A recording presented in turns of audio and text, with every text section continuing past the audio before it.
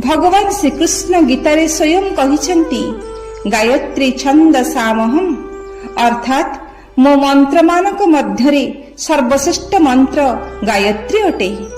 ओम भूर्भुवस्सुः तत्सवितुर्वरेण्यं भर्गो देवस्य धीमहि धियो यो नः प्रचोदयात्। एहार आक्षरिक अर्थ हेउछि हे भगवान तुमे सर्वव्यापी सर्वशक्तिमान एवं सकल शक्तिर उत्स अट।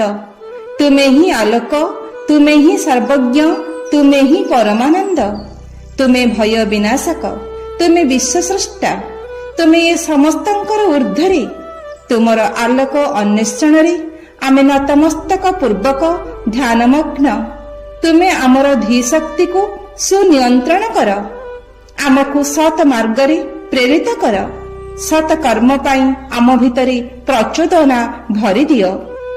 प्रथमतः बंधुगण, गायत्री शब्दर प्रकृत अर्थ हेउछि प्राणर रक्षाकर्त्री।